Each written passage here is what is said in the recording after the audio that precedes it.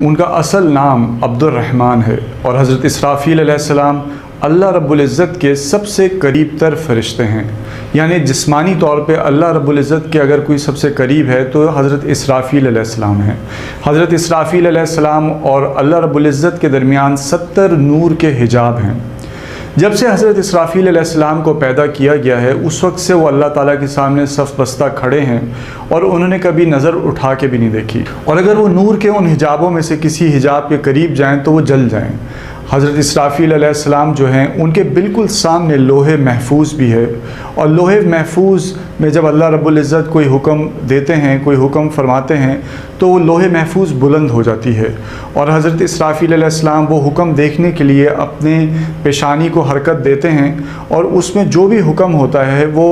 ان 3 فرشتے یعنی حضرت جبرائیل علیہ السلام، حضرت میکائیل علیہ السلام اور حضرت عزرائیل علیہ السلام، ان میں سے تینوں میں سے کسی کو وہ حکم بتا دیتے ہیں جس سے وہ متعلق ہوتا ہے.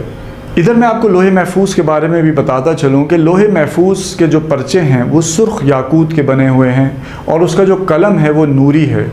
اور اس کے اندر ہر روز 360 اس کے حصے ہوتے ہیں، اور ہر حصے میں جو رزق کی تقسیم،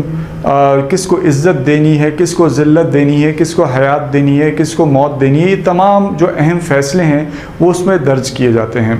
ناظرین، آپ نے یہ ضرور سنا ہوگا کہ حضرت اسرافیل علیہ السلام قیامت کے دن سور پھونکیں گے. یہ جو سور ہے اس کی کیفیت کیا ہے، اس کی شکل کیا ہے، اس کے بارے میں کتاب میں آتا ہے کہ سور جو ہے وہ سفید موتی سے پیدا کیا گیا، اور اس پر اتنے سوراخ ہیں جتنے اللہ رب العزت نے سانس لینے والی مخلوق پیدا کی. اب سانس لینے والوں میں